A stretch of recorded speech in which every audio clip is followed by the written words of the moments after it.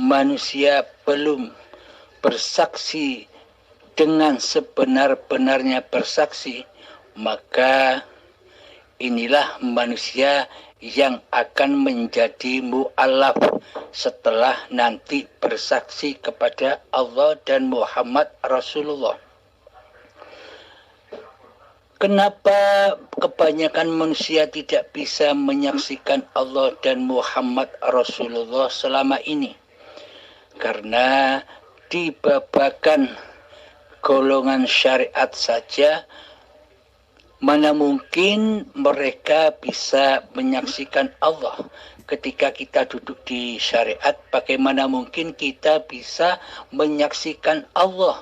Sementara bagi kita selama ini Allahnya gaib, Allahnya tiada. Maka tak akan bisa kita menyaksikan Allah bila Allah itu gaib. Dan angan-angan kita juga bagaimana mungkin kita bisa menyaksikan Muhammad Rasulullah. Karena selama ini kita menyangka kita harus menyaksikan sosok badanianya Kanjeng Nabi Muhammad yang sudah wafat 14 abad yang lalu. Mana mungkin bisa. Inilah pemikiran-pemikiran orang-orang yang belum mengenal Allah, yakni yang masih duduk di syariat saja, yang masih beragama hanya sebatas kulit atau badannya saja, hatinya belum Islam kepada Allah. Marilah kita berawal dari, sebelum kita syahadat, kita berawal dari awaluddin ma'rifatullah. Apa yang dikatakan agama itu? Yang dikatakan agama adalah ma'rifatullah, mengenal Allah. Agar apa? Tujuannya adalah agar kita bisa mengabdi kepada Allah. Bagaimana mungkin kita bisa mengabdi dan menyembah kepada Allah sedangkan kita belum mengenal Allah?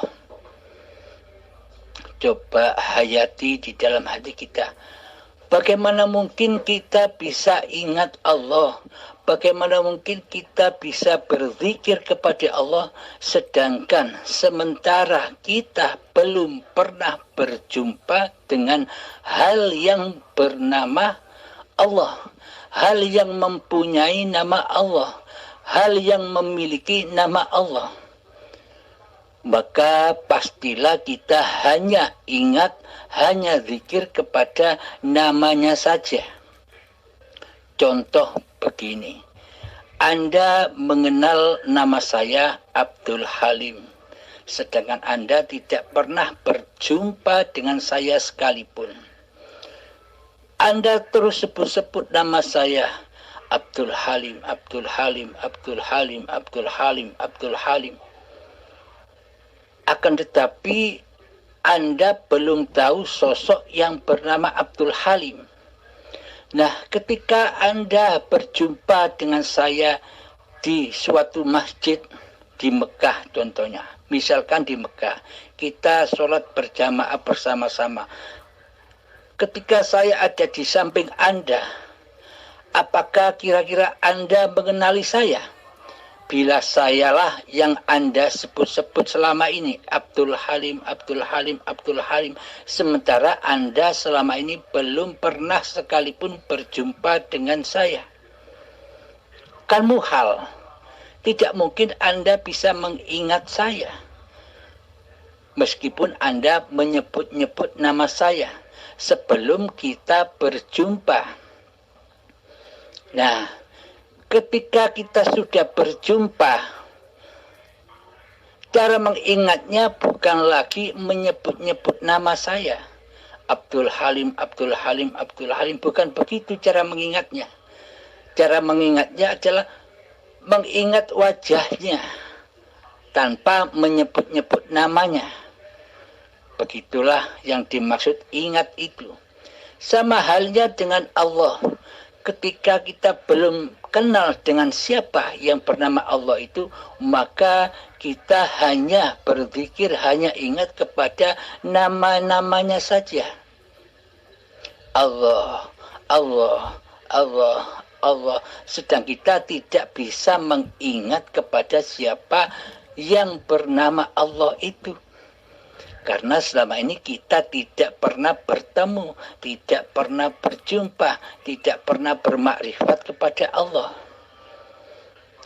Maka tujuan agama itu adalah mengenal Allah, agar kita bisa mengabdi, agar kita bisa mengingat Allah. Untuk bermakrifat kepada Allah, jalannya melewati man arafa nafsahu faqad arafa rabbahu. Barang siapa yang mengenali hakikat diri sejati manusianya yang tak wujud, yang tak hidup, maka ia akan mengenali Tuhannya. Jadi sebelum bermakrifat kepada Allah, maka kita wajib bermakrifat kepada hakikat diri sejati manusia kita sendiri. Siapa diri ini? Siapa manusia ini? Bagaimana sifat-sifatnya manusia ini? Tentunya kita pelajari sifat-sifat wajibnya Allah yang 20, beserta sifat muhalnya Allah yang 20 pula. Di dalam sifat wajibnya Allah, yang pertama wujud. Wajib bagi Allah itu ada. Wajibul wujud. Jadi tidak mungkin Allah itu gaib, tidak ada. Allah itu ada, wujud nyata jelas. Lawan sifatnya wujud adalah sifat Adam di dalam sifat muhalnya Allah. Sifat Adam itu artinya muhal, tidak mungkin Allah itu tidak ada. Tidak mungkin Allah itu tidak ada. Allah itu ada, wujud nyata. Nah, sifat kebalikan dari sifat Allah inilah sifat wajib bagi seluruh makhluk, termasuk bagi seluruh manusia kita. Bila kita masih berkedudukan, bila kita masih berposisi sebagai Allah, yang mana kita selama ini mengaku diri kita yang wujud, mengaku diri kita yang hidup, berarti selama ini kan kita berposisi sebagai Allah, sebagai Tuhan. Tapi selama ini kita tidak menyadari itu. Sedangkan Allah sendiri kita anggap seperti makhluk. Kita adamkan, kita tiadakan, kita goibkan di hati kita, kita matikan di hati kita. Bahwa yang hidup ini adalah diri manusia kita. Sedangkan hidup Allah tak ada di dalam diri manusia kita selama ini. Begitu kan? Nah, berarti yang jadi Tuhan selama ini siapa? Yang mengaku jadi Allah selama ini siapa? Kan manusia yang belum kenal Allah, yang merasa mengaku jadi Allah, tapi tidak disadarinya. Maka makrifatilah diri kita. Kembalilah kepada sifat hakikat diri sejati manusia kita yang adam, yang tidak ada, yang tak wujud, yang gaib. Bila kita sudah menerima, bila kita sudah rela dan ridho di dalam hati kita bahwa sebenarnya wujud ini bukan wujud manusianya, hidup ini bukan hidup manusianya, maka nyatalah Allahnya. Bahwa di alam ini yang wujud hanya Allah. Bahwa di alam semesta ini yang hidup hanya Allah. La hayatan illallah. Bila kita mau menyadari, rela dan ridho, memasrahkan kembali bahwa hidup ini Allah.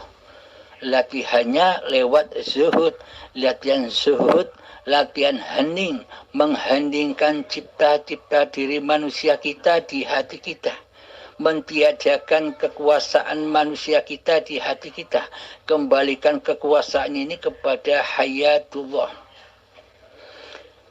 Bagaimana kita bisa menyembah Allah sementara selama ini kitalah yang berposisi sebagai Allah? Nah, hidup inilah Allah. Inilah ayatnya bahwa hidup ini Allah. Bismillahirrahmanirrahim. Allahu la ilaha illa huwal hayyul qayyum. Allah, tiada Tuhan yang berhak disembah kecuali dialah hidup yang kekal lagi terus menerus menghidupi seluruh ciptaannya. Jadi hidup selama ini yang diakui oleh hidupnya manusia inilah hakikatnya Allah, bukan hidup manusia. Bila manusia punya hidup, bagaimana mungkin Allah menghidupi manusia? Karena manusia tidak punya hidup dan mati, maka Allah lah yang menghidupi manusia dengan hayatnya, dengan ruhullah. Sudah ditegaskan ketika manusia masih menjadi gumpalan daging, kutiupkan ruhku, maknanya kutiupkan hidupku di badan-badan manusia ini. Jadi seluruh manusia itu dihidupi oleh Allah. Dalil-dalil seluruh manusia berkata demikian. Aku hidup karena dihidupi Allah. Nah, berarti hidup ini kan Allah. Tinggal bagaimana hati kita bisa rela dan ridho bahwa hidup ini Allah di hati kita. Ini babakan hati, karena iman Islam itu adanya di hati. Karena Allah tidak memandang kulit, karena Allah hanya memandang segumpal daging itu. Bila segumpal daging itu suci, maka sucilah seluruh perbuatannya. Akan tetapi bila hati itu kotor, yakni manusia mensekutukan Allah dengan dirinya, yakni manusia yang masih merasa wujud dan hidup sebagai hidup manusianya, maka seluruh amaliannya, seluruh ilmunya akan hancur lebur, akan fana, dimakan, dibakar oleh manusianya sendiri. Jadi kenalilah Allah dengan hidup. Tanpa hidup, maka badan-badan ini tak ada. Dengan hiduplah, maka badan-badan ini ada. Jadi badan ini wujud nyatanya hidup. Bukti bahwa hidup itu wujud. Ada. Jadi hidup itu tidak seperti apa-apa dan tidak seperti siapa-siapa. Akan tetapi dengan hiduplah maka terciptalah apa-apa dan siapa-siapa. Jadi hidup inilah laisa kamislihi syai'un. Coba Anda cari di dalam diri Anda. Seumpama hidup ini hidup manusia kita, maka pastilah kita mengenalinya.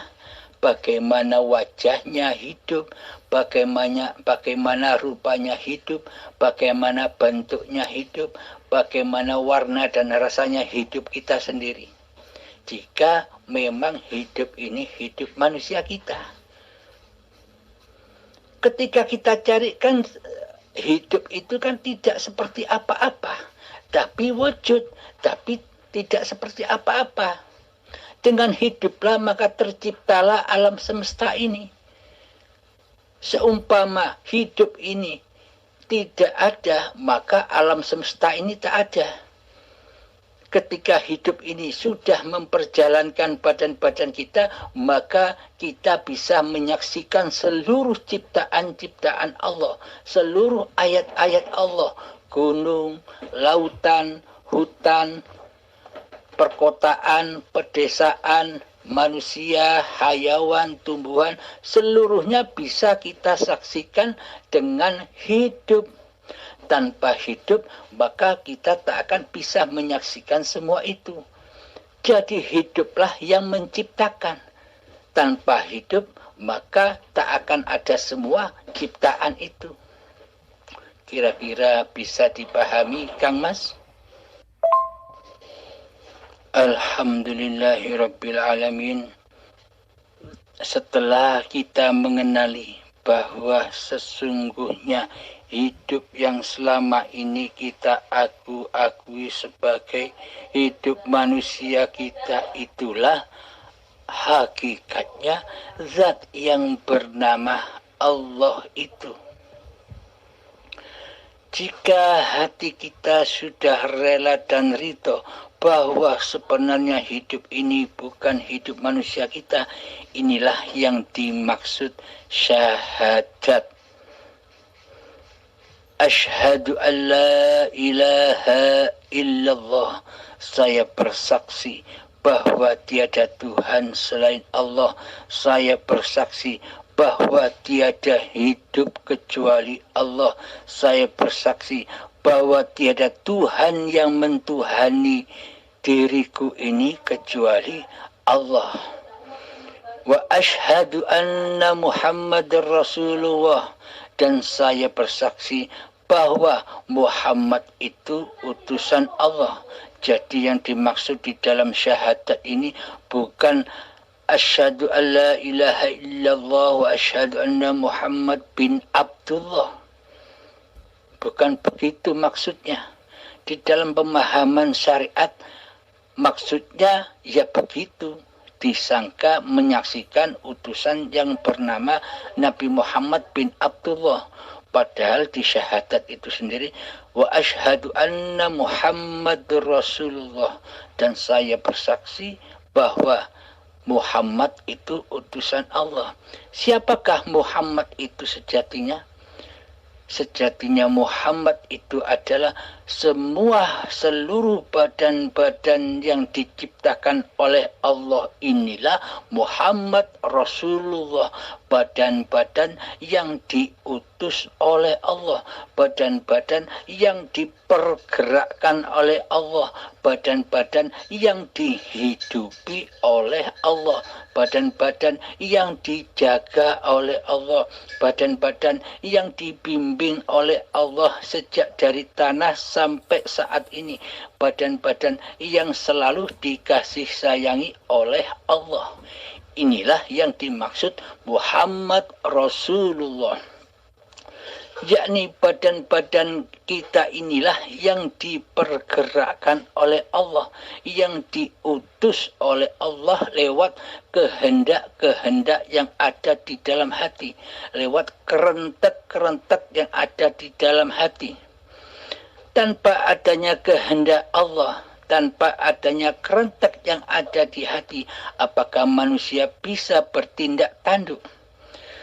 Ketika manusia akan sholat, pasti di dalam hatinya ada kerentek, ada utusan, ada perintah dari hidup, ayo sholat.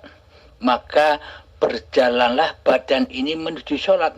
Yang mensolatkan, yang memperjalankan badan juga Allah. Inilah yang dimaksud Muhammad Rasulullah. Hati sudah memandang hiduplah yang menguasai badan. Inilah yang dimaksud syahadat itu.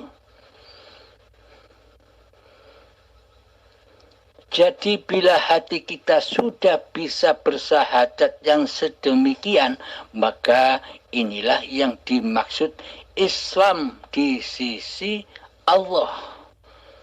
Jadi dohir dan batinnya sudah Islam di sisi Allah. Karena tidak cukup kita hanya beriman, percaya saja, tanpa kita mengenal Allah. Maka di Al-Quran ada perintah lagi. Ya ayyuhalladzina amanu, wahai orang-orang yang beriman.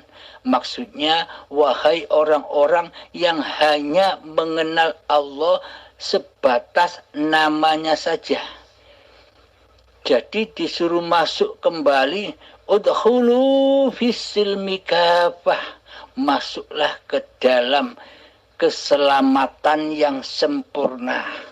Jadi maksudnya diutus, diperintah untuk bermakrifat kepada Allah hatinya. Jadi badannya bersyariat, hatinya bermakrifat kepada Allah lah penguasa seluruh syariat-syariat yang dipergerakkan oleh badan-badan ini. Inilah yang dimaksud lillahi ta'ala. Jadi seluruh tindak tanduk lakunya badan sudah menjadi af'alullah, sudah menjadi lillahi ta'ala. Jadi manusianya sudah tidak menjadi Tuhan lagi. Dulu sebelum kita mengenal Allah, maka hati kita pasti prakteknya linafsi. Ini pergerakan badanku, ini jalanku, ini bangunku, ini berdiriku, ini dudukku, ini sholatku, ini ibadahku. Semuanya diaku-akui oleh diri manusianya. Karena selama ini manusianya tidak bertuhan, melainkan mentuhankan diri nafsianya sendiri, mentuhankan hawa nafsunya sendiri. Inilah manusia-manusia yang mensekutukan Allah dengan dirinya. Bagaimana ibadah-ibadah dan sholat-sholatnya orang-orang yang masih belum kenal Allah sejak akil balai sampai setua ini? Coba kita pahami. Bagaimana mungkin Allah akan menerima ibadah-ibadah dan sholat-sholat kita sejak akil balik sampai setua ini. Sedangkan selama ini kita tidak menyembah Allah. Kan muhal. Tidak mungkin Allah menerima. Karena bukan Allah yang disembah. Karena yang disembah adalah dirinya sendiri. Yang mentuhani badan-badan kita sendiri selama ini. Nah, bila ingin ibadah dan sholat kita diterima oleh Allah, maka jadikanlah Allah sebagai Tuhan kita, sebagai pelaksana, sebagai yang beraf'al di dalam badan-badan kita.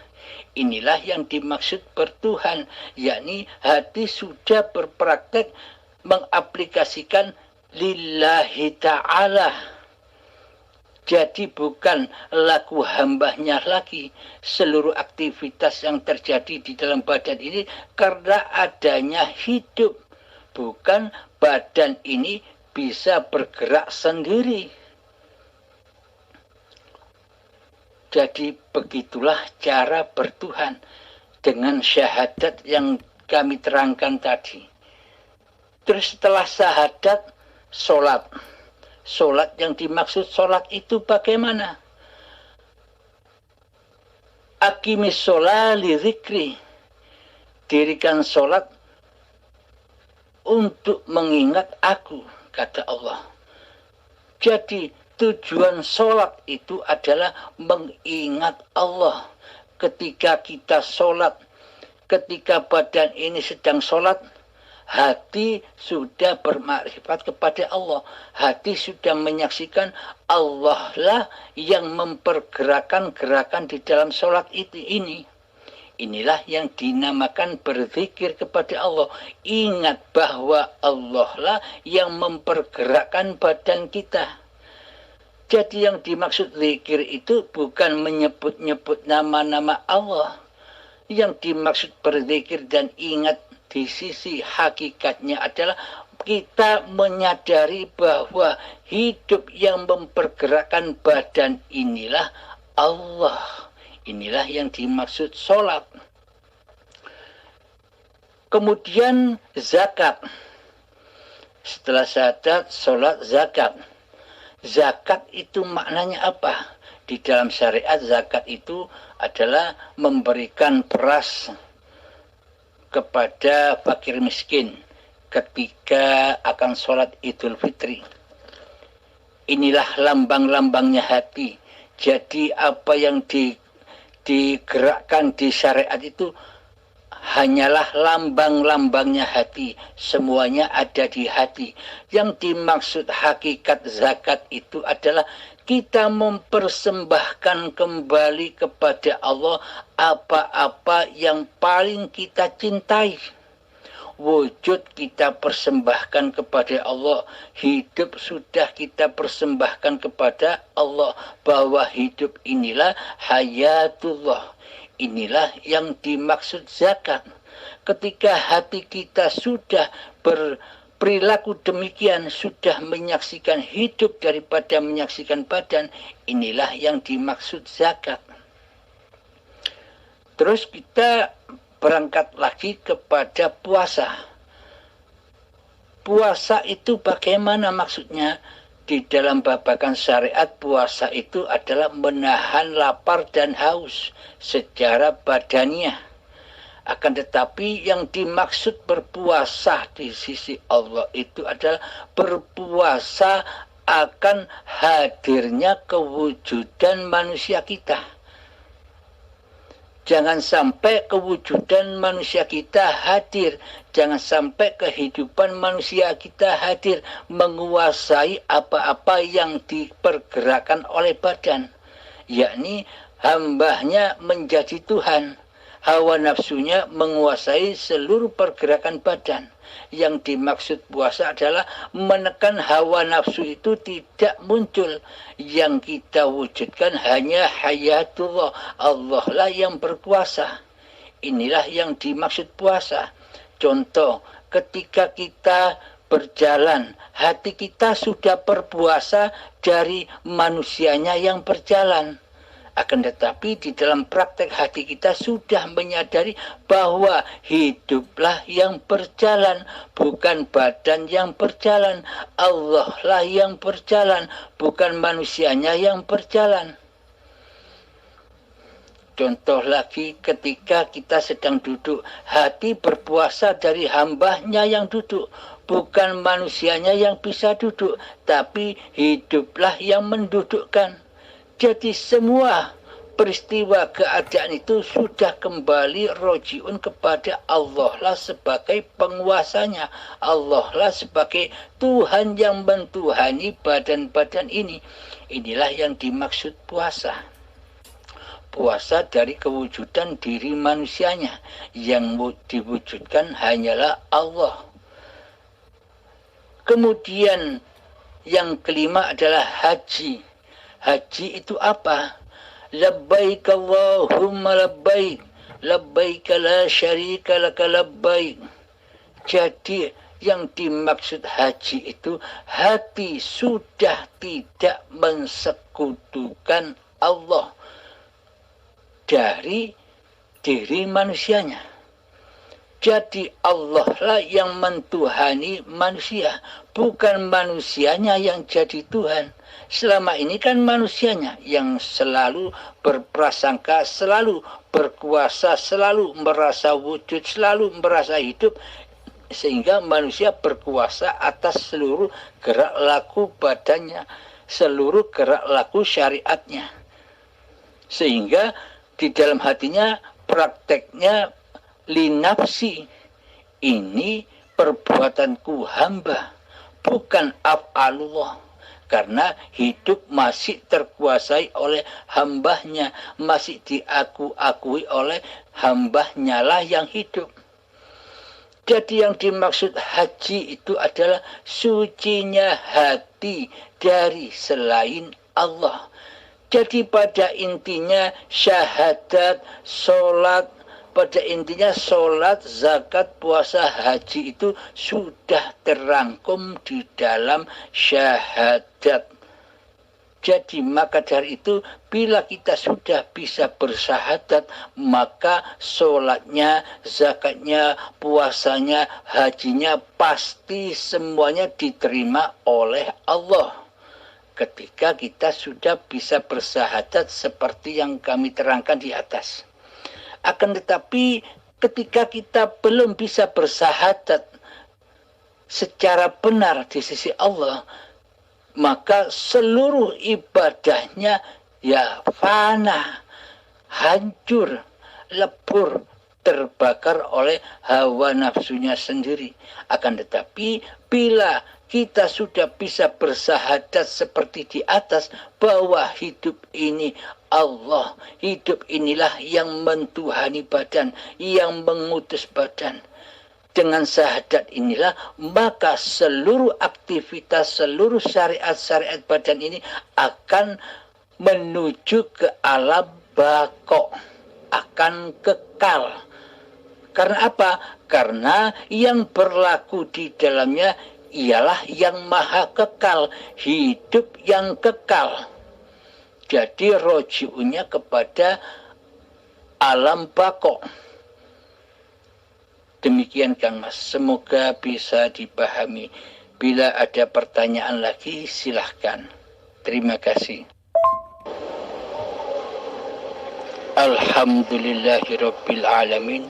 Ada contoh lagi di dalam Al-Qur'an cara berpuasa. Di Al-Qur'an ada ayat begini.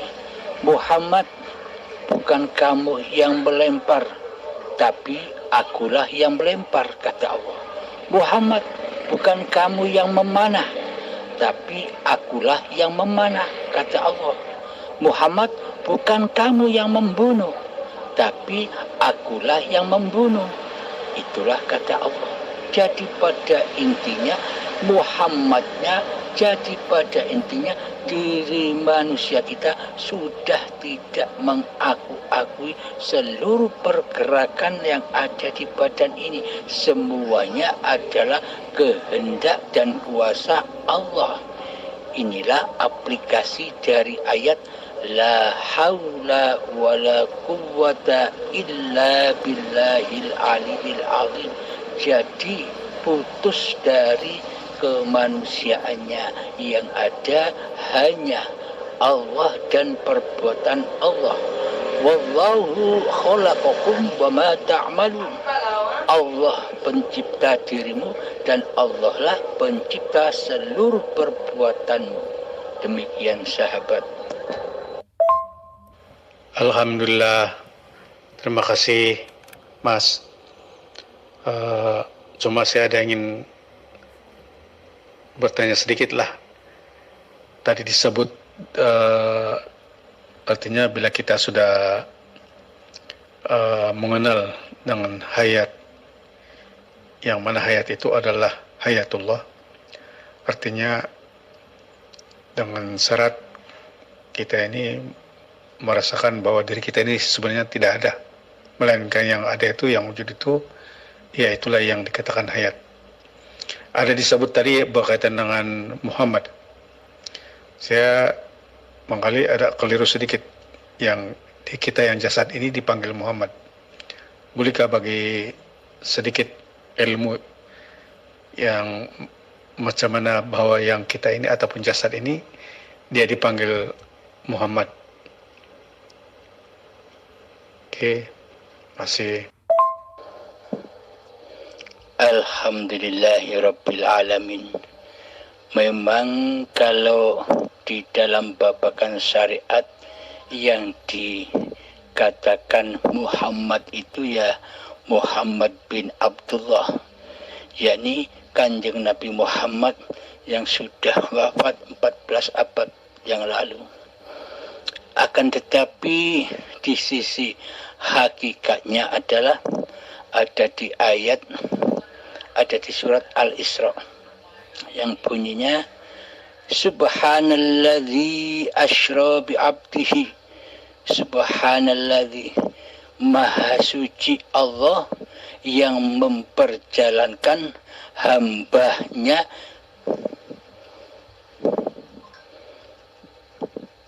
yakni hambanya. Jadi bukan Subhanalladzi asra bi Muhammadin. Bila yang diperjalankan itu hanya Kanjeng Nabi Muhammad, pasti ayatnya demikian. Akan tetapi ayatnya berbunyi Subhanalladzi asra bi 'abdihi, hambaku, hamba Allah. Siapakah hamba Allah? Apakah seluruh manusia itu bukan hamba Allah?